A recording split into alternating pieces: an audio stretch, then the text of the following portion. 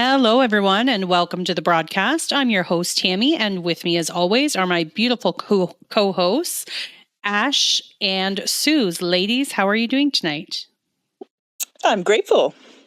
Oh, grateful. I'm excellent as always. Happy Thanksgiving, you bigots. Happy Thanksgiving. Happy Colonialist Day. Yes, a very happy Thanksgiving to all our Canadian listeners. Gobble, gobble.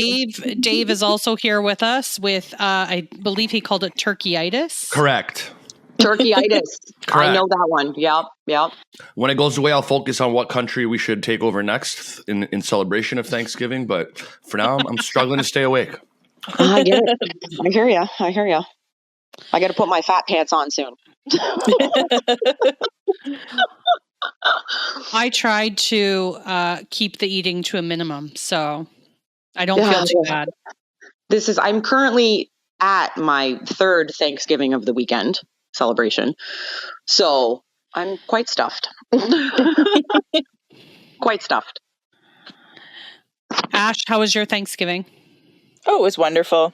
Got to spend time with Harold and Harold's wife. We don't know my mom's name yet.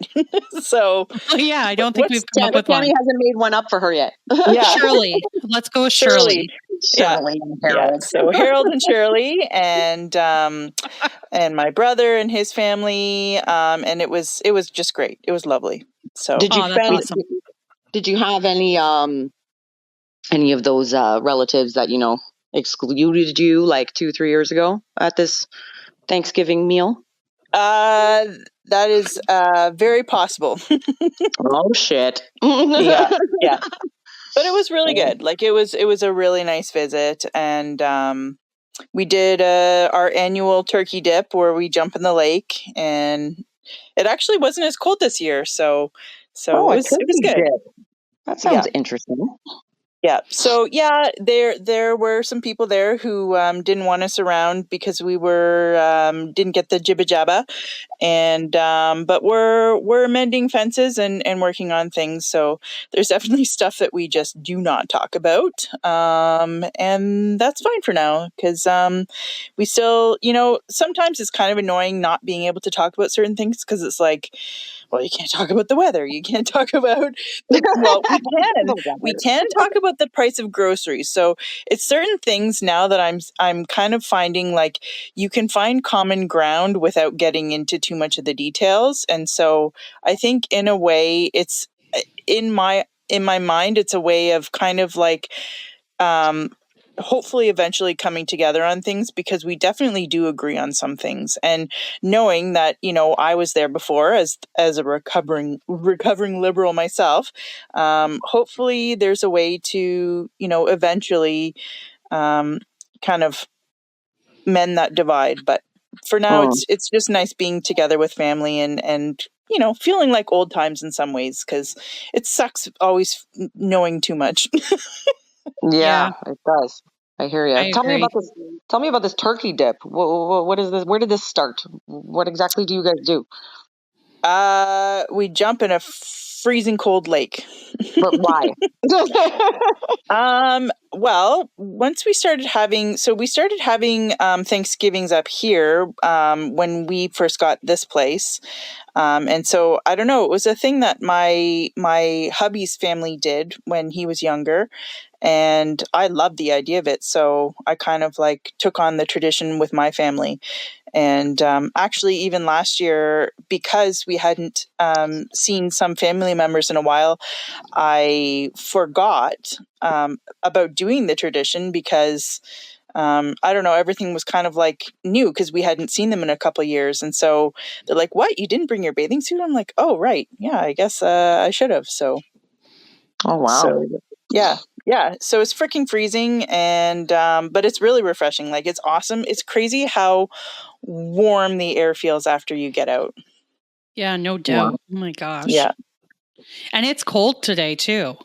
Yes. Oh yeah. What the heck, man? And I feel like it's colder where you are, Ash.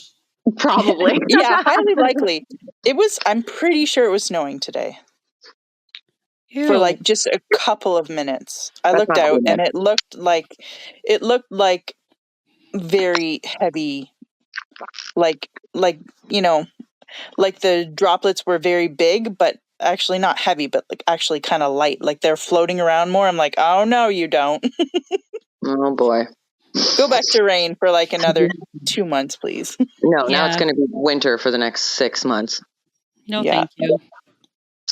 Oh, Okay, so I'm here to wreck Disney for everybody today. fantastic. Looking forward to it. Just Thank going to God get I'm not right to the sticking around. point. So I'm going to wreck Disney. I'm going to wreck all the nursery rhymes. I'm going to wreck it all. Bring it on. It's time. We've wrecked so many things already. Might as well throw the nursery rhymes in there. Kill Disney once and for all. It's fine. It's fine. It's I totally fine. mean, Disney's kind of wrecked themselves. Let's be Yeah, honest. exactly. Like you might as well just finish them off. It's fine. Yeah. So I think we'll start with nursery rhymes. So just to give kind of some background on how I got here, I was listening to a podcast called The Confessionals. I believe it's Tony Merkel is his name that does this podcast. And he had a guy on named Nathan Reynolds. And if you haven't heard his story, it's much like Kathy O'Brien's, but quite possibly more crazy. And I don't mean crazy as in they're crazy, but crazy as in the story itself is just absolutely wild. And at the very beginning of the podcast, he was just kind of, talking about some of the things in his life and things like that. And then he brought up the nursery rhyme London Bridge. And he went on to say how London Bridge is actually about child sacrifice, and it's a process called immurement, I think. I hope I'm saying that right. But basically, it was the belief that you needed to have a watcher of the bridge, and the only way to do this was to bury somebody alive in the foundation. Wow. I've heard Yeah. about this with churches too, I think. Well, on that note, Or I think the pyramid too. oh my God, I think I'm gonna dip out now.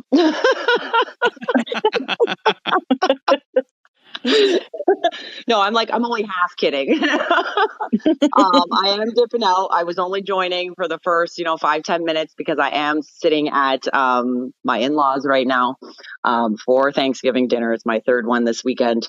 But I wanted to say hi to everybody and kind of just get into what you guys are going to talk about. And, I'll just wait until, this is released so you can ruin all the nursery rhymes for me while I listen to it. So you guys try not to get too dark, okay? Try not to get too dark, guys. And That's impossible. I love the listeners. Okay, enjoy your turkey. Enjoy. Date it nice and hard, and I love you guys. Okay, bye everybody. Love you. Bye. Bye.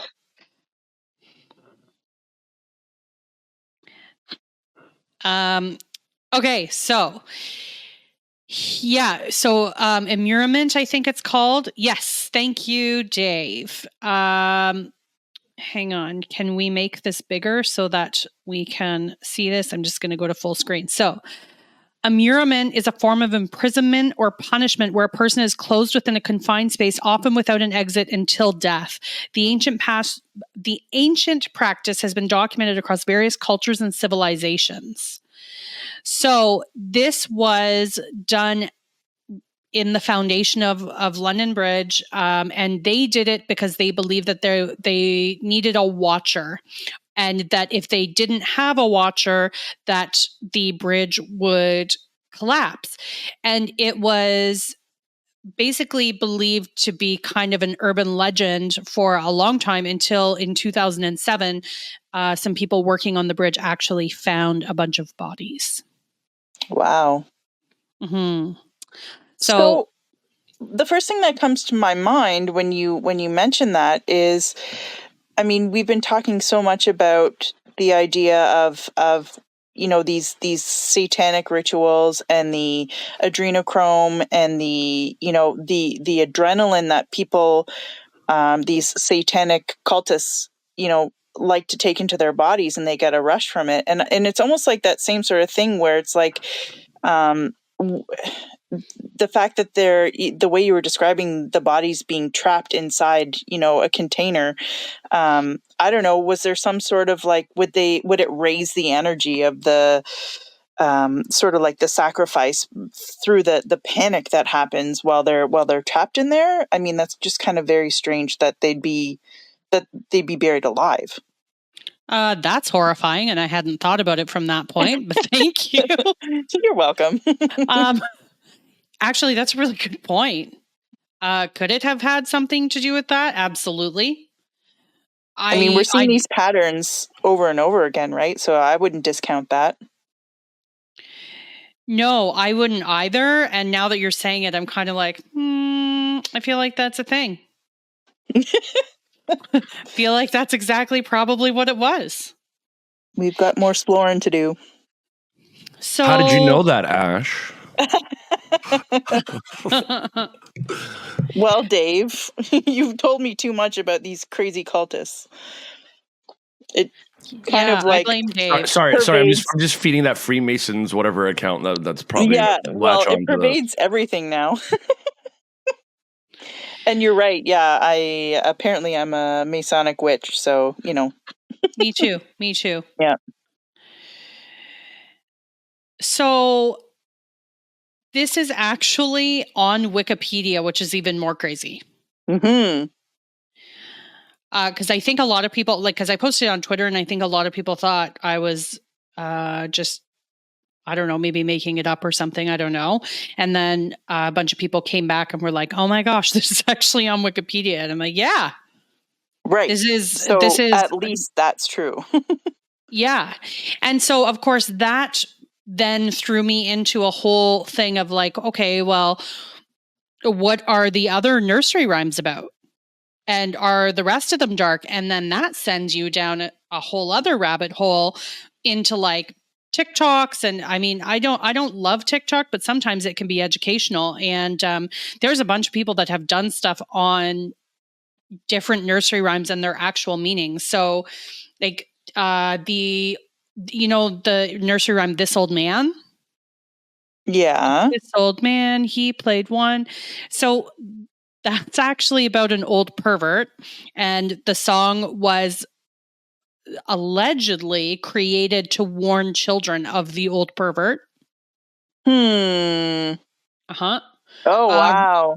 Rub-a-dub-dub. So the origins there is that it was actually a maid in the tub that was being spied on by a butcher, a baker, and a candlestick maker. Oh, wow.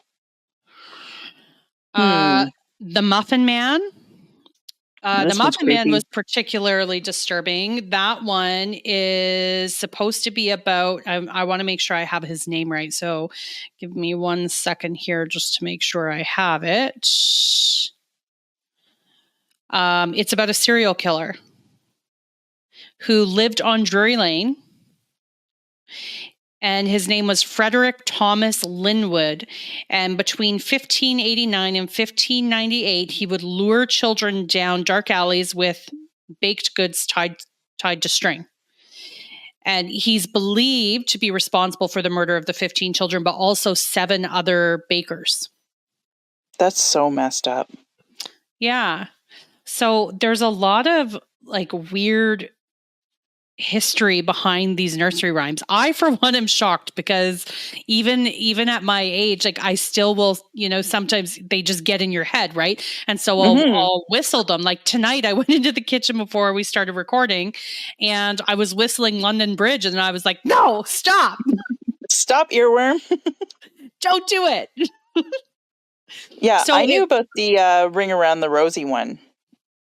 Oh, so that one is really awful too. And that one, so a lot of people think that one is the worst one. Myself, I think London Bridge is far worse, but Ring Around the Rosie, the historical interpretation is linked to the Black Death, the bubonic plague that devastated Europe in the 14th century. The ring refers to the red rash and a ring pattern that appeared on the skin of the victims. A pocket full of posies. Allegedly, people carried posies to ward off the stench of death and disease. Or it was also believed that pleasant aromas could protect against the plague. And then ashes, supposedly that was also achu. Or husha husha, which is Yep. like a chew. Yeah. And it said this line is often interpreted as referring to the cremation of bodies or the remains of the victims. And then we all fall down is pretty self-explanatory. Yep. So, yeah. Thoughts, So feelings? it's interesting that you mentioned the like I've often wondered with a lot of these things how much of it is like even what I'm dealing with today, like even in video games I'm playing right now, which are freaking me out. I wonder how much of it is predictive programming and how much of it is a warning. You know, are they trying to get you accustomed to something, or are they trying to warn you about something? And I have no clue, you know. But I wanted to ask you what you thought about that with these. It does sound like that would be kind of a good way to warn children with like a fun song, but also like something that they can remember, almost like a mnemonic device. Yeah, I don't know. I was kind of having that thought today, like why did they do that? After listening to the podcast with Nathan Reynolds, I think it's a mix of both.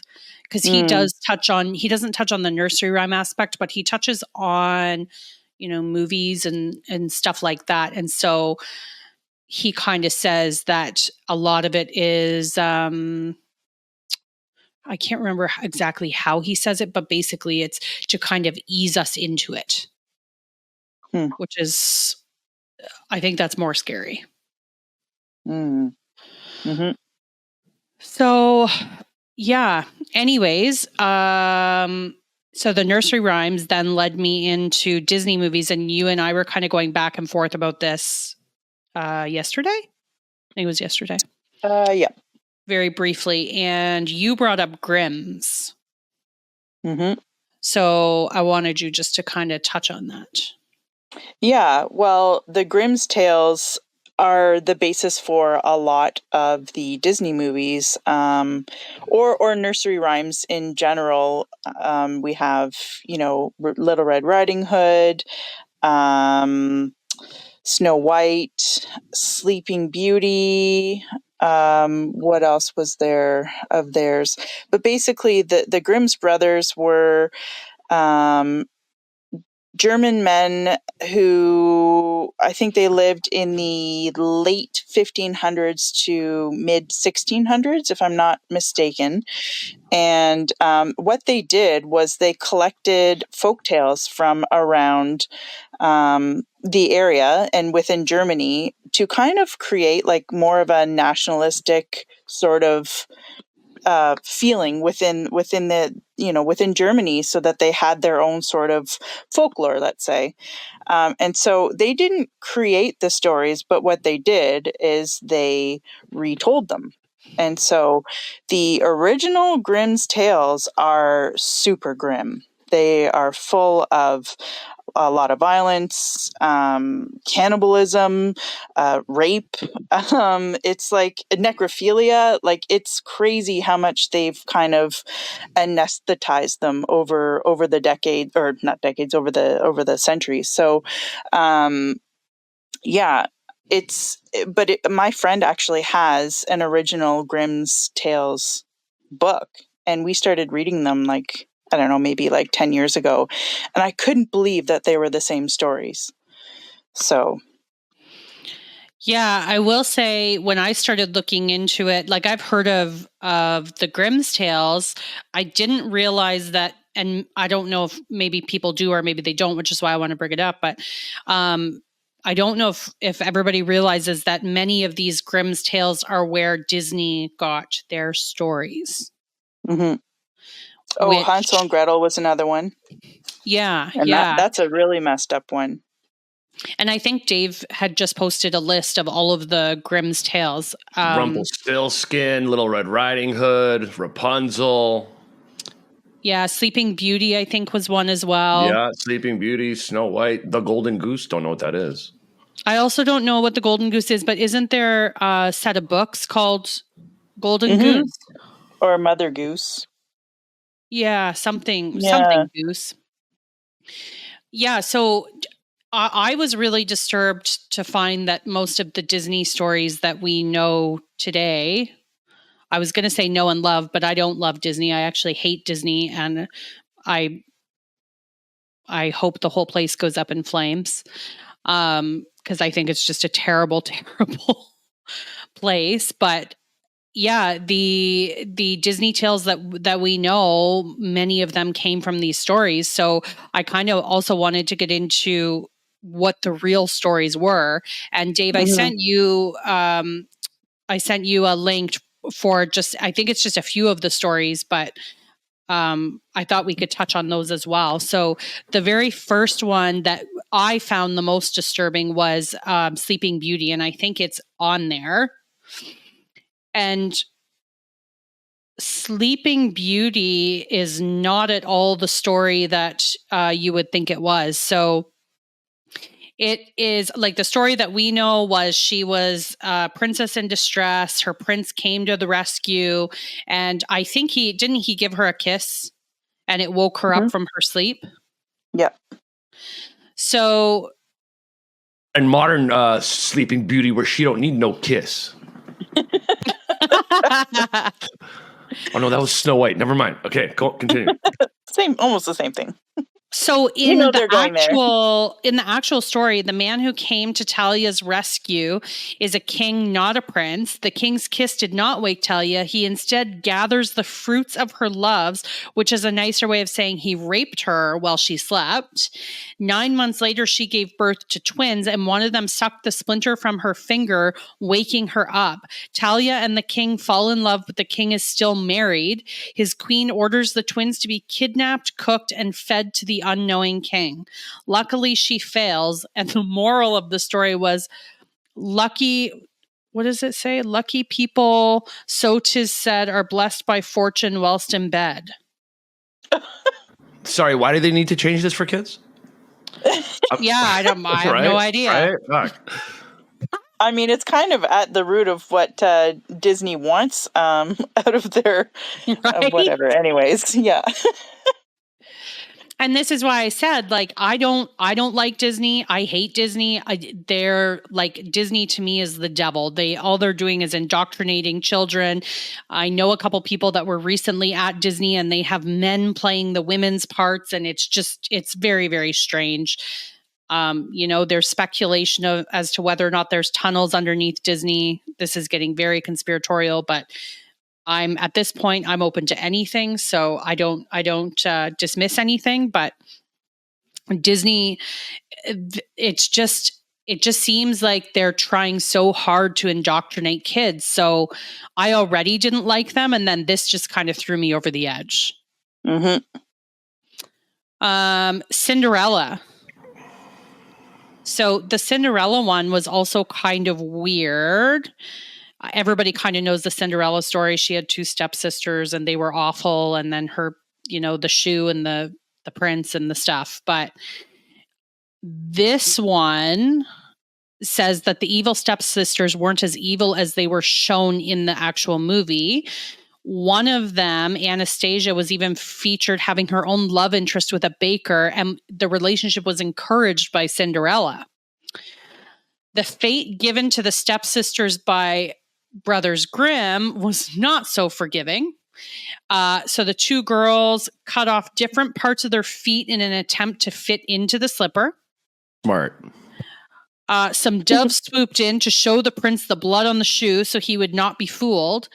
And at the end of the story, the stepsisters attend Cinderella's wedding only to have their eyes pecked out by the doves who had betrayed them earlier.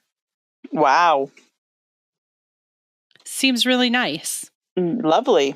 It's a great story. Great children's tale. The Little Mermaid. What's the moral of that one? I don't know. And so I was thinking of that too. Like, what is this trying to teach people? Why did somebody make this story up? Yeah. But Because the also, hurting yourself, cutting your foot to fit into the shoe was worth it. but they got their eyes pecked out in the end. Damn it, you're right. Try again. So also though, who at Disney was like, I heard this story and I think we could do something with it. Okay, so here's something that I can add to that, because I do know that when the Grimm's tales, I think when they first collected them, they were kind of tales that were told around the what do you say, like the loom, when they were spinning or what have you, or doing menial tasks, and so they weren't originally meant for children.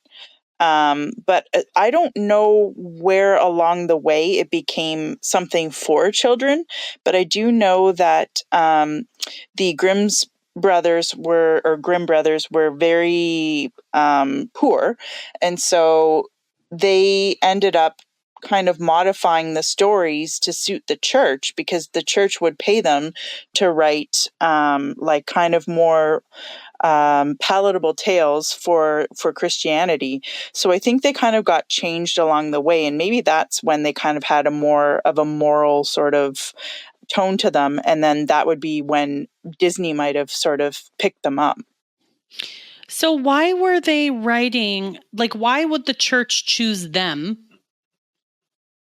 after No writing these clue. horrific stories? Like, I realize they're not responsible for the horrific stories, but they were, they were collecting them. Why did the church go to them and say, hey, we think that we want you because you've written such wonderful stories already. We would love for you to just, tweak them a tiny bit so that we can share them on Sunday mornings. Well, here's where my conspiratorial brain jumped in, and my perception correction kind of went into overload, because I'm like, okay, so do they have Masonic ties? Are they tied to the cabal? So I started poking around on Yandex to see if there was any sort of connection there. I couldn't see anything, but I was thinking, Dave, that maybe that's something that you could kind of keep your eyes open for when you're doing your research, because I wonder if there was some reason why they became the stories that were told, the lore that was told by, so many around the world to children, because that would be a great way to co-opt the message. Yeah, it's going to be probably something to do with inversion in that church, fronting as whatever, let's say a Catholic church, and then behind the scenes does some satanic business. And then if you want to tie it into Disney, there's a rabbit hole of the CIA helping Disney get its land and involvement there. So, and then if you bring in the CIA and Satanism, you kind of get all the players involved of the usual players of the conspiracy world, Mm-hmm. That's interesting. I did not know about the CIA and the land. What are you referring to? I haven't gone far down into it, but apparently, like on top of, like let's say how the CIA was involved in Hollywood. Yeah, like we all went down that rabbit hole. So they had a hand with Disney as well, and it kind of started off with them helping them acquire the land and then guiding them in such a manner where they could operate as their own entity type thing without getting taxed and whatnot. And Interesting. then, therefore, that's another channel of the CIA. Hey, we helped you out or whatever, so we could funnel some money through there. That's technically, I don't know. It's not really going to be looked after as well. Well, this is interesting. I immediately went to the dark web to see what I could find as we're talking about this. And Walt Disney worked with the CIA. Right. And aren't there wasn't Walt Disney a Nazi? Yeah. Well, What? sympathetic too, I guess. I'm not going to say he was over there like part of it, but sympathetic too, I think is fair to say. He met with a lot of Nazi organizers, let's say. He didn't when I was kind of poking around today, it wasn't clear that he was an overt Nazi, but he definitely communed with Nazi sympathizers. Yeah, and I think paperclip people helped him progress the technology being used at Disney to execute product. Wow. Well, what I've got here says Walt Disney did not actually hire the CIA to help him build Disney World. He did, however, hire 2 CIA members, Paul Hellawell and William Donovan, to help him strategically acquire real estate under the names of numerous fake companies and maintain the utmost control over the property he acquired. Donovan's law firm set up fake companies like the Reedy Creek Ranch Corporation to purchase the land, enabling Disney to buy the entirety of the property for an average of only a few $100s an acre, making most of the purchases in cash. Disney wanted to be able to hold as much control as possible over legislation involving these properties to speed development. So with Hellwell's help, he created phantom cities, selected employees as residents, and used another fake company, Reedy Creek Improvement District, to maintain waste, fire control, and other government responsibilities, making this massive property exempt from the typical land and zoning laws. This provided Disney with utter control over development. Wow. What? A law firm, Sullivan and Cromwell. What was that? You mentioned a law firm in there. Was it Sullivan and Cromwell?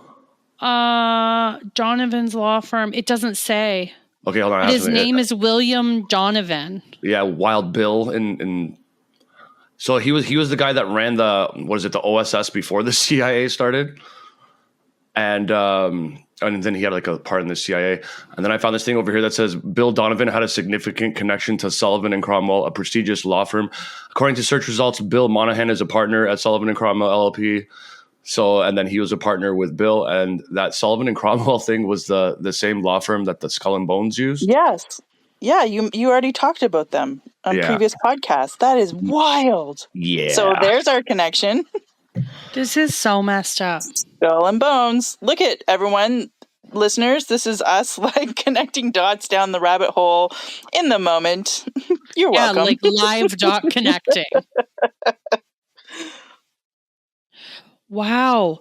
As frequently as once a month, a guest will dump the ashes of their loved one at Disney World, causing whatever ride or area of the park to be shut down for intensive cleaning. This is so common. Employees refer to the situation as white powder alert. What? It's especially prevalent in the Haunted Mansion. What? The tunnel system. To preserve guests' perception of the park, a massive utility tunnel system serves as an out-of-sight means for characters to get to other areas of the park unseen, as well as assisting in waste removal, food services, and even emergency services, and also the trafficking of children. What? That was a footnote added by Tammy. Wow. The Pirates of the Caribbean attraction originally incorporated real bones. What? Why? Why would you do that? For reality. When the ride was being created, designers found fake skeleton decorations lackluster and opted instead for genuine bones, courtesy of UCLA Medical Center. Yeah, right. To this day, one of the skulls in the treasure room near the ride's beginning is authentic, forever resting in the most magical place. What? Oh my gosh. I wonder who that is. This is wild. I didn't even mean to talk about this. It just happened. I almost feel like we're going to need to have another episode in the future after we dive down this rabbit hole, because this is wild. I can't believe that the CIA, like, I'm not surprised that the CIA was involved, because the CIA's got to be like the worst people on the planet. But I did not know that. And now they're everywhere. Well, yeah, like they're very, very prevalent in Hollywood, and they're actually, they actually have a say over a lot of the scripts and stuff in Hollywood as well. Mm-hmm. Which I don't think a lot of people realize. But even back when they did the original Top Gun, the CIA was kind of like they helped fund Top Gun, but then they did it in exchange to be able to change the script if they wanted, which they did. And it was almost like a ploy to get people to sign up for the army. And I can't remember the percentage that it went up, but sign-ups to the military went through the roof. It skyrocketed after Top Gun. The military, the Navy, all that stuff. Wow. Mm-hmm. So they have a huge part in that stuff. Yeah. Anyways, so yeah, the scary Disney movies, all based off of, I think, like, I don't know if there's any that aren't based off of real tales. Do you know? No. The only ones I don't know about are the newer ones that have come out in like the last, like 5 or so years, because I don't know those ones. But as far as I know, all the other ones are based on older fairy tales. Which is wild. Now I feel like I want to go and order like a Grimm's fairy tale book and actually read them. The illustrations are really cool in them too. If you get an illustrated one, I'm gonna look for that. Really like detailed, old timey kind of pictures. And apparently, Pocahontas, I don't think it was a Grimm's tale. That one I don't know. I'm just looking. Pocahontas actually means little brat or the naughty one. Oh, wow. Yeah, her real name was Matoaka. She's portrayed as being a young adult in the movie, but when she met 28-year-old John Smith, she was 10 years old. Shocker. Of course.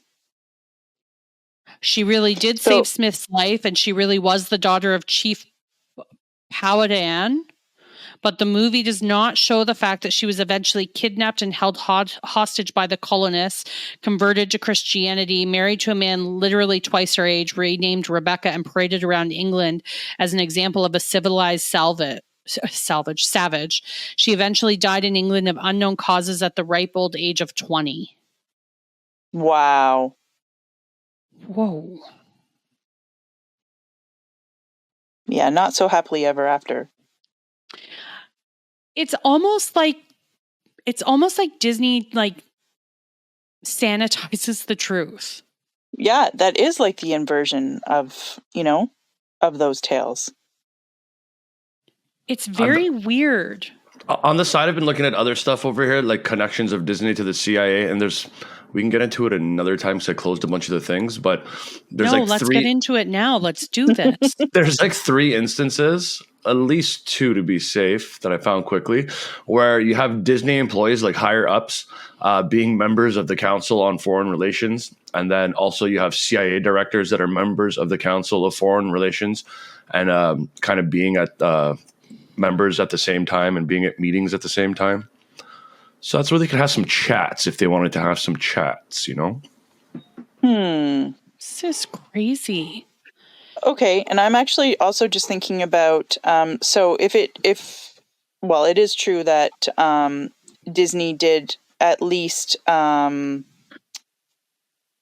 he hung around Nazi sympathizers from time to time. So I also do know that the Grimm's tales were co-opted by the Nazi Party to kind of bolster the nationalistic feeling in in Germany at that time, and also to push propaganda.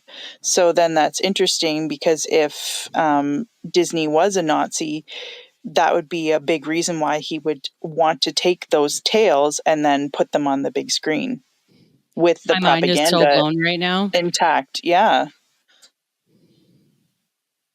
This is wild. Here's one guy. Here's one guy.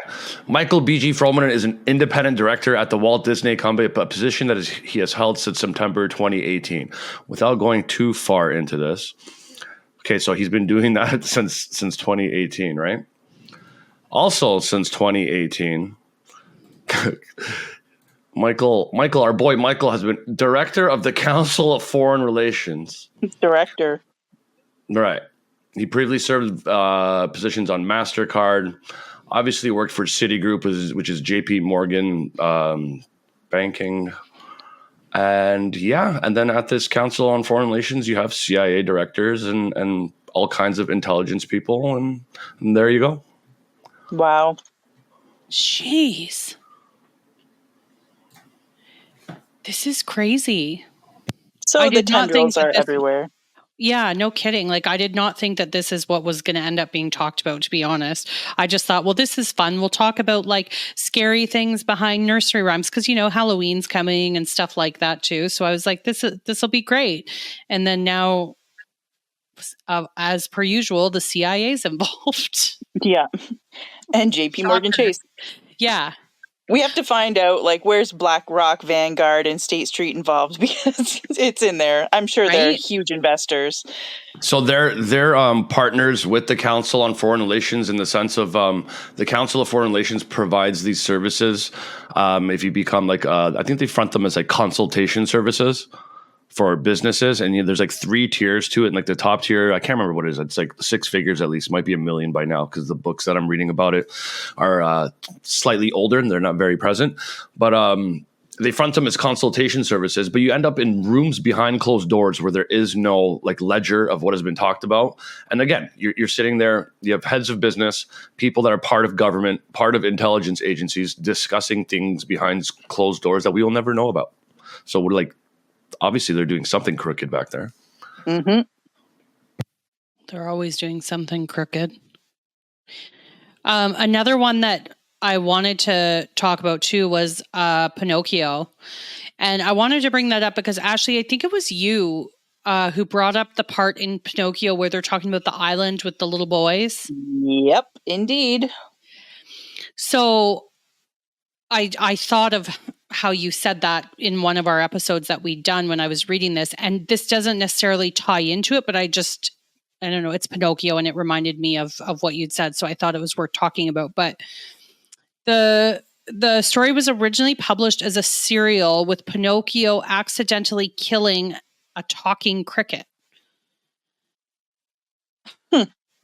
He fell Clumsy asleep. Pinocchio. Yeah, he fell asleep on a stove and burning his feet off and being hung by a rather evil talking cat and fox duo while poor Geppetto lives on a ship inside the terrible dogfish for 2 whole years before being rescued by his wooden son. It's like that whole thing is bizarre. Yeah. It sounds like a giant trip. Yeah. And this is a story that was written by, his name is Carlo Collodi. It's one of the most widely read books in the world. What? It reminds me of like a mushroom trip. Mm-hmm. And then Rapunzel is another one, I guess, that's also... Well, I'll read what it says. Rapunzel in Disney's Tangled is a modern-day heroine breaking out of her tower to explore the outside world and getting into a lot of trouble along the way. In the original story, she has an even tougher time of it. Shorn of her hair and cast out into the wilderness when the witch holding her captive learns that a prince has been visiting her nightly. When the prince visits again, the witch tricks him into climbing the tower using Rapunzel's cut-off hair, only to push him from the tower. He's blinded in the fall and wanders the wilderness until he's reunited with Rapunzel and the twins she's given birth to, guided back to her by her beautiful singing voice. The tears of happiness that Rapunzel cries restore the prince's sight, and they all live happily ever after. Okay, I feel like that's a better one. It's not too bad, yeah. At least it kind of like has a bit of a happy ending. Mm-hmm. But yeah, it kind of seems like Disney sanitizing history. And I've thought that a lot about different movies too. Like the Titanic, for instance. Right, yes. I definitely think we need to talk about Snow White and Hansel and Gretel too, because those are both like really messed up stories. I don't know Let's if you do looked it. into those. Yeah. So, did you look into Snow White? Snow White, yes. Hansel and Gretel, I didn't though. Okay. Do you want to cover Snow White, and then I can talk about Hansel and Gretel? Yeah, I can. I want to do Hansel and Gretel first though, because I don't know that one. Okay. So let me actually I made some notes, so let me just pull that up. Okay, so I pulled up just even Wikipedia, but it's the Grimm's Tales of it. 1 second here. So Hansel and Gretel are the young children of a poor woodcutter. When a famine settles over the land, the woodcutter's second wife tells him to take the children into the woods and leave them there to fend for themselves. How nice. The woodcutter opposes the plan, but his wife repeats her demands until he reluctantly agrees. They are unaware that in the children's bedroom, Hansel and Gretel have overheard them. After the parents have gone to bed, Hansel sneaks out of the house and gathers as many shiny white pebbles as he can, then returns to his room, reassuring Gretel that God will not forsake them. The next day, the children's stepmother gives them small pieces of bread before she and their father take them into the woods. As the family walks deeper, Hansel leaves a trail of white pebbles. After their parents abandon them, the children stay in the woods until night falls, and the moonlight reveals the white pebbles shining in the dark. The children then safely follow the trail back home, much to their stepmother's rage. Once again, provisions become scarce, and the stepmother angrily orders her husband to take the children further into the woods and leave them there. Hansel attempts to gather more pebbles, but finds his stepmother has locked the door.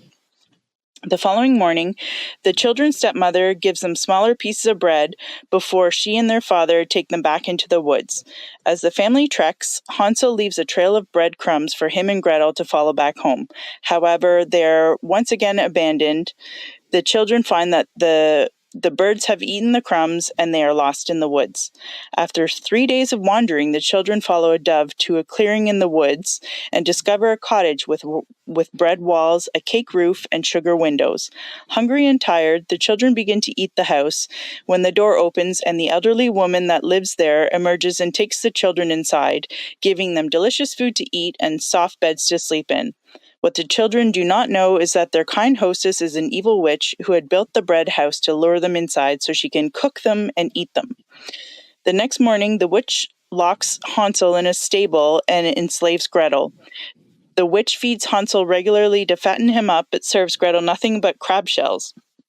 The witch then tries to touch Hansel's finger to see how fat he has become, but he cleverly offers a thin bone he found in the cage. As the witch's eyes are too weak to notice the deception, she is fooled into thinking Hansel is still too thin for her to eat. After 4 weeks of this, the witch grows impatient and decides to eat Hansel anyway. She prepares the oven for Hansel, but decides she is hungry enough to eat Gretel too. She coaxes Gretel to the open oven and asks for her to lean over in front of it to see if the fire's hot enough. Gretel, sensing the witch's intent, pretends she does not understand what the witch means. Frustrated, the witch demonstrates, and Gretel instantly shoves her into the hot oven, slams and bolts the door shut, leaving the witch to burn to death. Gretel frees Hansel from the stable, and the pair discover boxes full of pearls and precious stones. Putting the jewels in their pockets, the children set off for home. A white duck or swan in some versions ferries them across an expanse of water, and at home they find only their father. His wife had died from an unknown cause. The children's father had spent all his days missing them and is delighted to see them safe and sound. With the witch's wealth, the children and their father all live happily ever after. Unknown Why cause, huh? yeah. Did she die Yeah. suddenly? Right. Yeah. So what is this about eating children? Yeah, I was kind of thinking the same thing. Like that is the main point of the story. Eating children, drinking their blood nowadays, same. Yeah, I know. And that's exactly where my mind went, is like, oh, this is a cultist story. or like, you know, like this was something that was done, this was practiced back then. If they're okay, just if everyone just is okay with the fact that people just, I don't know, they just cook and eat children, it's cool. And people just accepted it. Yeah. Like they were telling this story over the loom. Yeah, exactly. I mean, okay, I get it that we all love, you know, some tall tales and we suspend belief. That's a part of storytelling. But I don't know, I find it strange that in the Grimm's tales, there's a lot of cannibalism.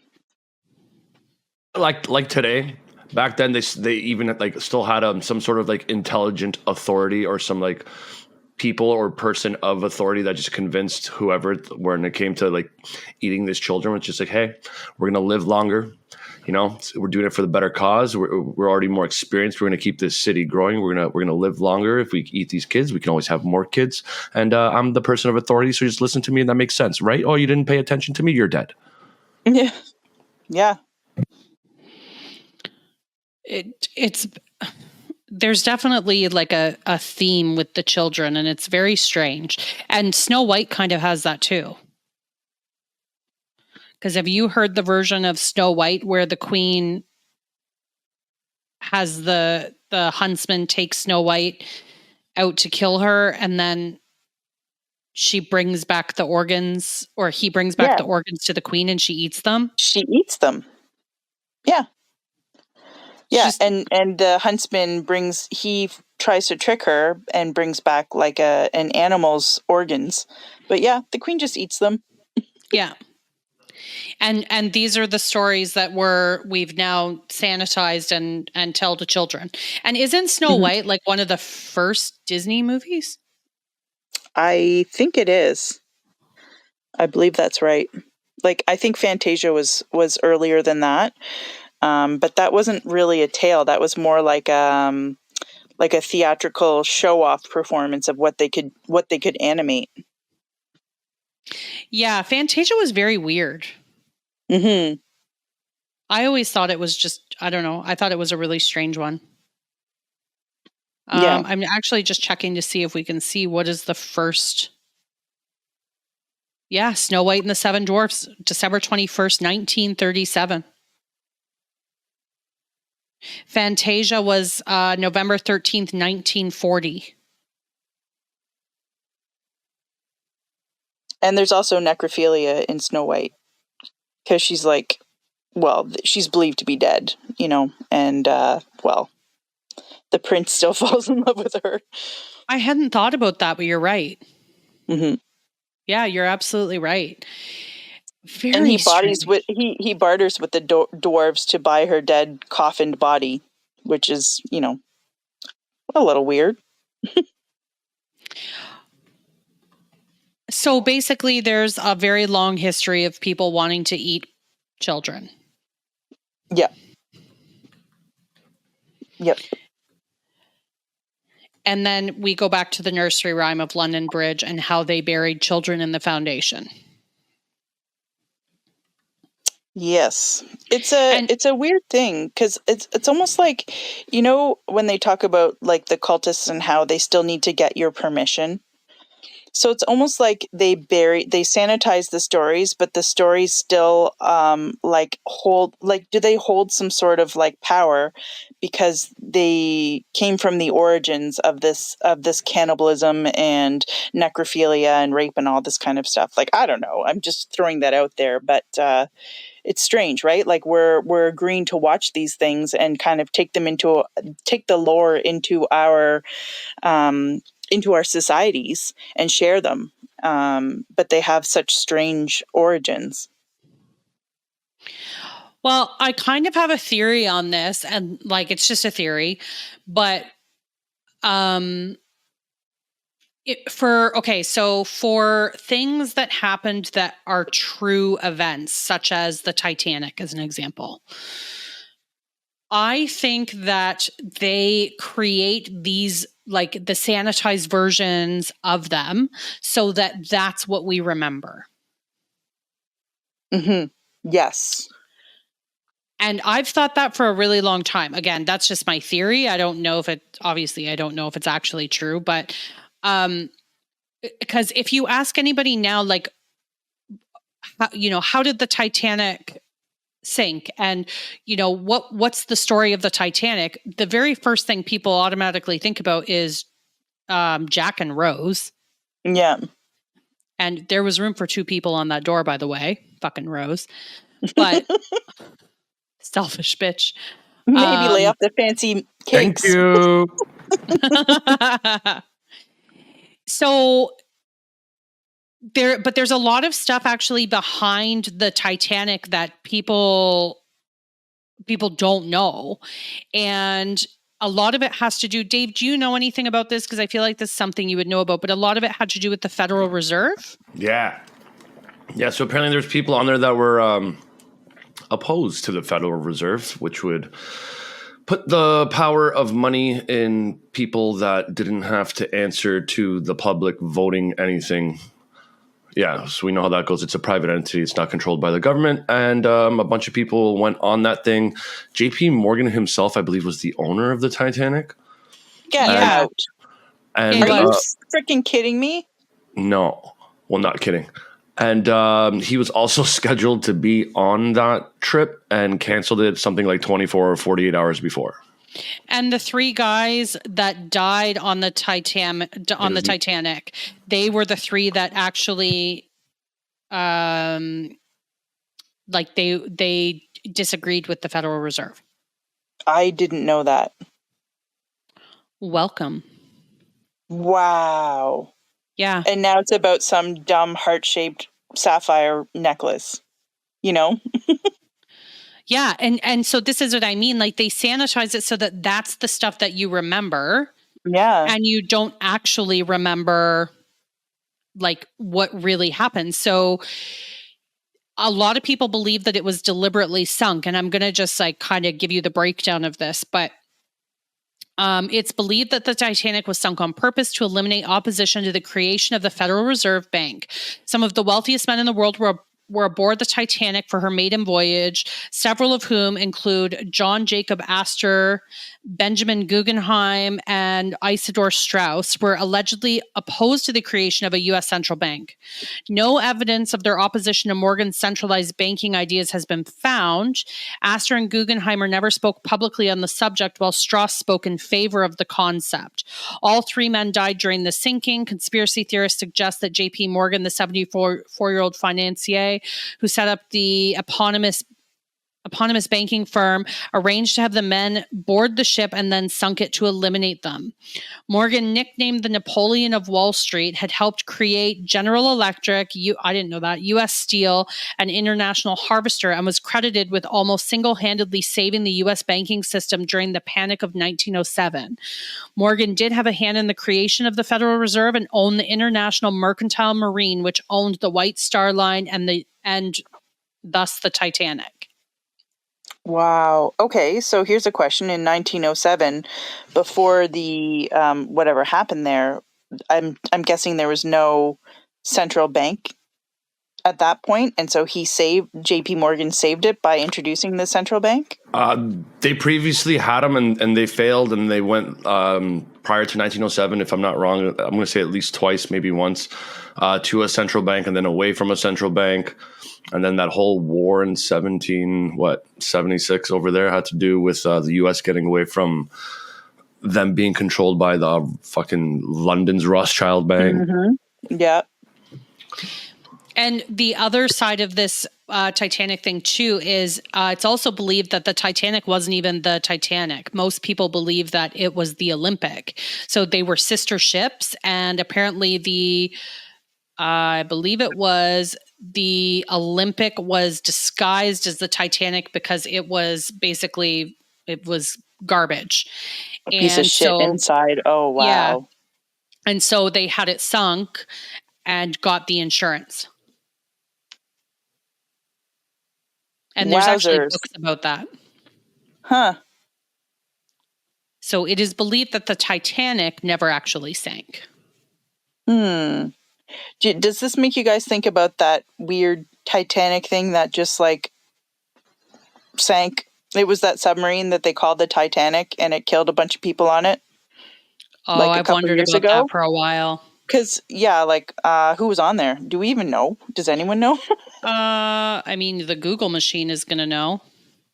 Yeah, because I don't know. That's just that always stuck out as weird to me, and I can't even believe what you just told me because I didn't know any of this. I mean, I didn't think that what happened with the Titanic was as it seemed, but I had no idea that people were opposing the centralized banking system. That's messed up. Funny story about that panic of 1907 that Morgan saved the country from was a panic that was created by Morgan. Shocker. That's what I was getting at. Yeah. With his homie, Mr. John D. Rockefeller. Come on. So there was a couple of banks that went insolvent through just like poor practice and whatnot, but like a couple.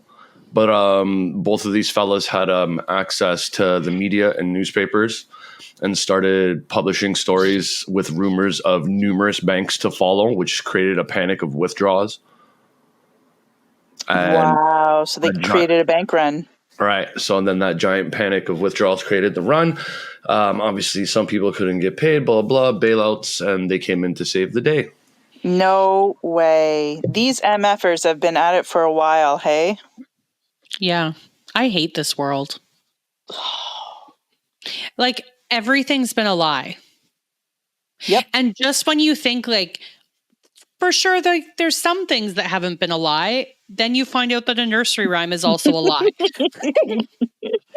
You know, it was like the one thing we still had. My freaking childhood is dashed into the rocks. I agree too. And like off topic this week that just passed, like not necessarily us, but there's a lot of people out there that are like, hell yeah, man, Trump's coming in to save the deal. He's partnering up with Elon. Thank you, Elon, for free speech and whatnot. And like this week he unveiled what? His robots that are going to take our jobs. His taxis that don't even have a steering wheel and a gas pedal. And so you can't even drive that type of car if you wanted to. Perfect.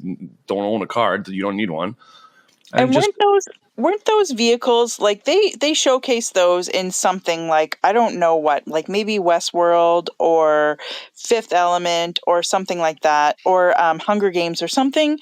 I remember something very similar to that. Like was it iRobot? Yeah. Yeah, I think I saw the iRobot director do a side-by-side today on Twitter or X or yesterday or whatever. Just being like, hey, Elon, could I have my designs back? Wow. This world, I don't know.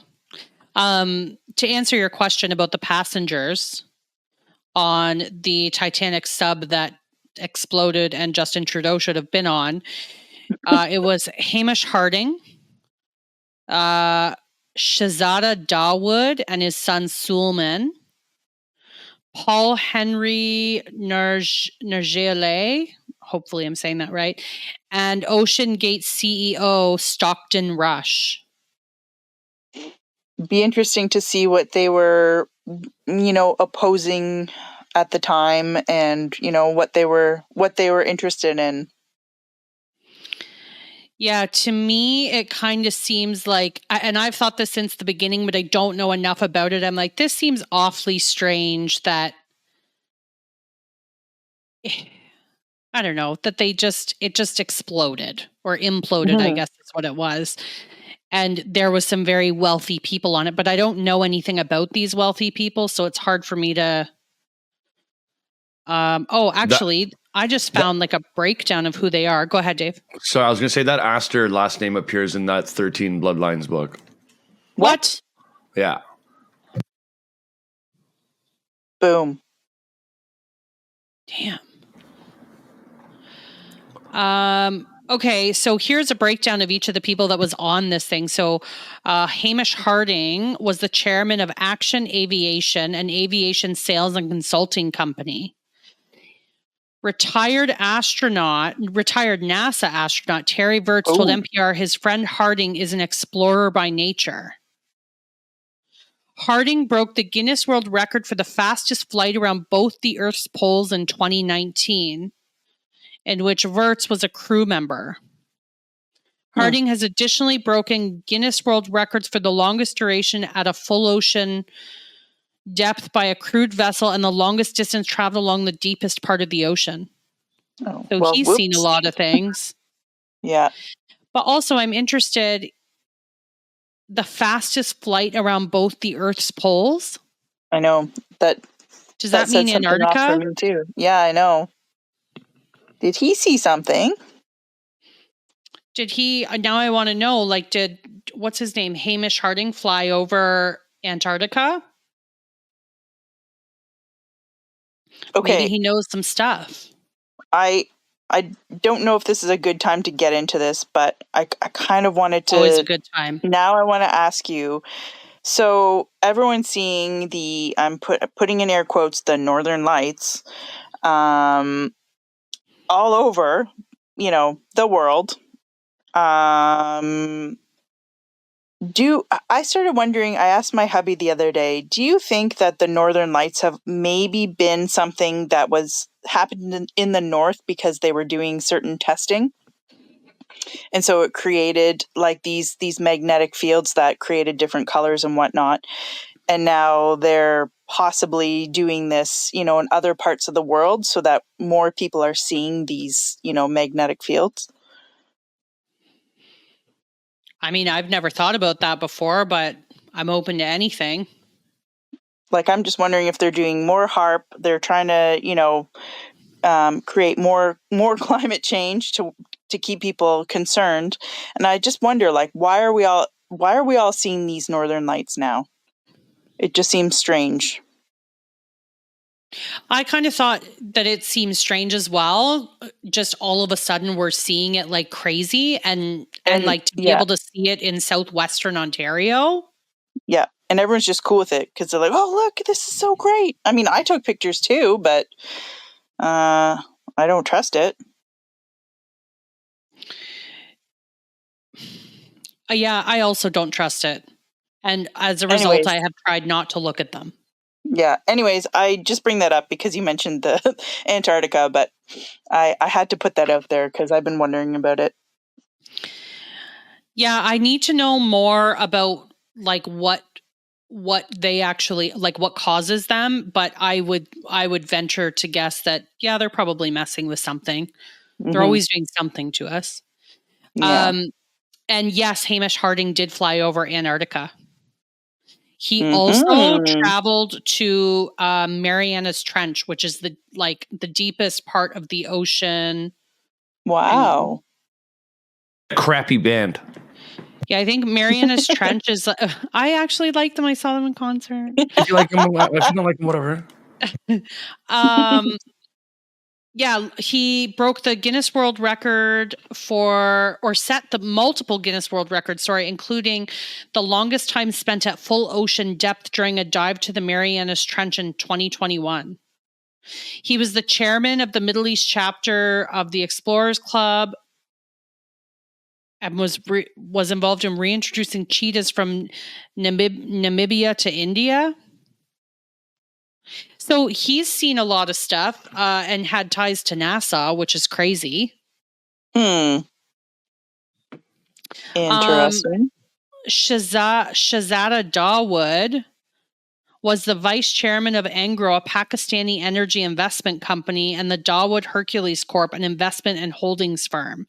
He had expertise in mergers and acquisitions in companies across industries such as textiles, fertilizers, foods, and energy. Okay, well, right there, as soon as you say energy. And additionally, foods, Bill Gates wouldn't like that.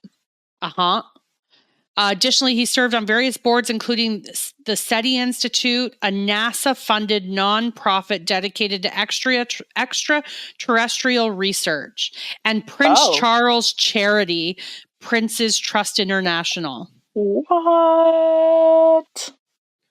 Wow. Dun, dun, dun. Dawood obtained an undergraduate law degree from Buckingham University in the UK and a Master's of Science in Global Textile Marketing from Philadelphia University.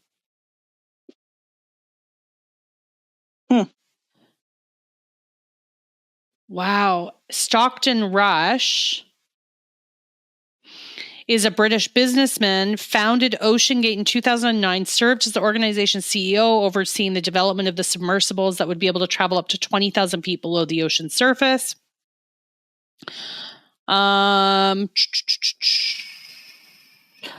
1981, Stockton Rush became the youngest jet transport rated pilot in the world at the time at 19, flying to destinations such as Cairo, Mumbai, and Zurich, according to his biography. He received a bachelor's degree in aerospace engineering from Princeton and a business master's from UC Berkeley. In 1989, he developed his own experimental aircraft. He served on boards and development teams for companies making sonar systems, software, and remote controls, as well as the Museum of Flight in Seattle. Wow. All of these people would have reason to be murdered, is all I'm saying. Yeah, they're all in like aviation or connected to some strange stuff. And the last guy, the Paul Henry Nergele, I don't really know how to say his last name, but it looks fancy. He was an expert. He was actually called Mr. Titanic for his expertise on the ship. Spent 22 years in the French Navy, where he became a ranked commander. Retired from the Navy and oversaw 2 deep-sea submersibles at the French Institute for Research and Exploitation of the Sea. He led the first recovery dive to the Titanic. What? Oh, that's interesting. He was the director of underwater research for RMS Titanic, Inc., a company dedicated to preserving the history of the Titanic, and the EM Group, a company that provides exhibitions and other entertainment. He completed 37 dives in a submersible to the Titanic shipwreck over the course of his career and supervised the retrieval of 5,000 of its artifacts, including a 20-ton section of the hull. Wow. Tell me that doesn't seem shady as all hell. Yeah.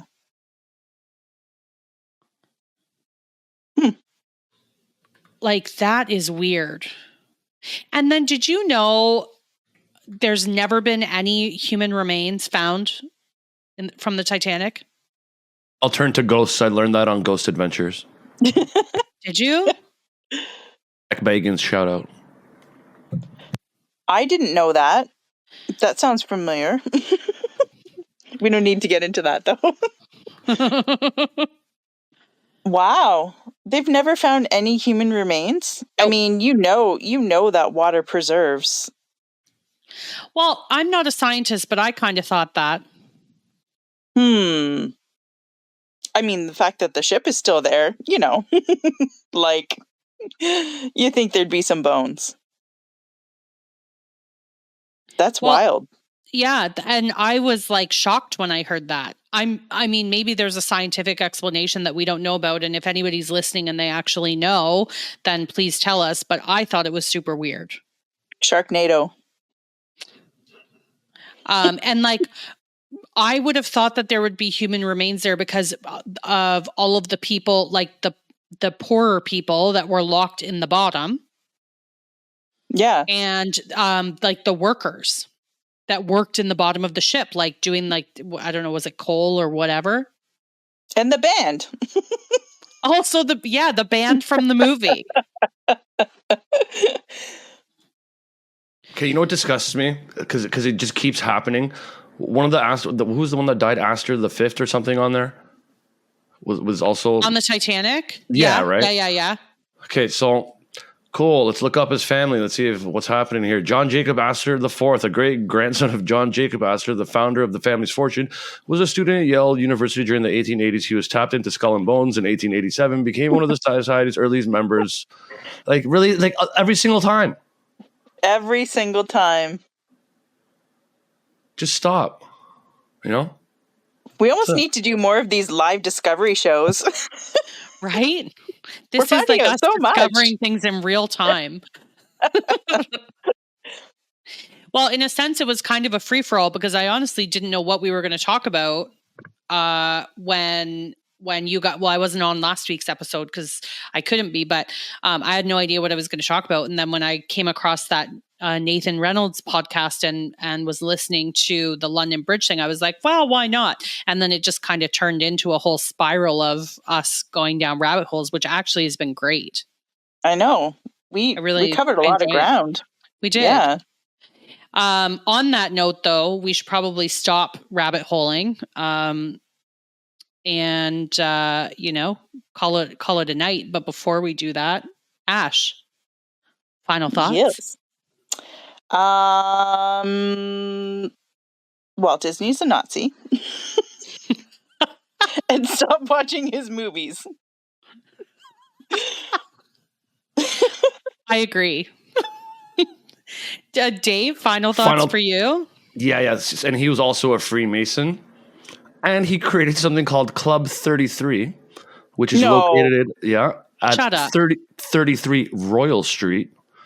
That is found on the 33rd parallel. No. When you look at it, yes. Is this like provable? Yeah. We could Google Maps this? Yeah, I already found.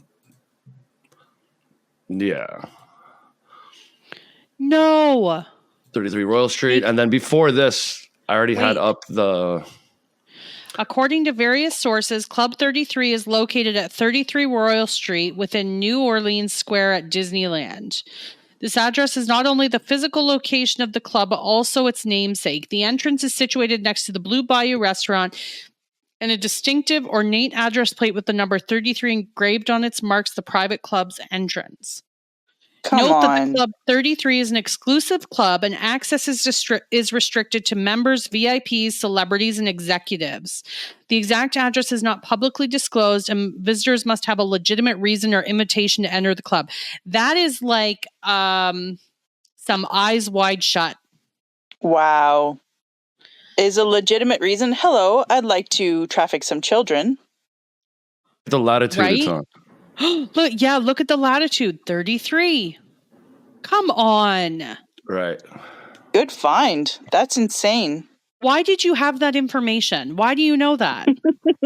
I kept looking at stuff after we talked about the CIA and Disney and stuff. And I went back to him and he joined something called the Demole something.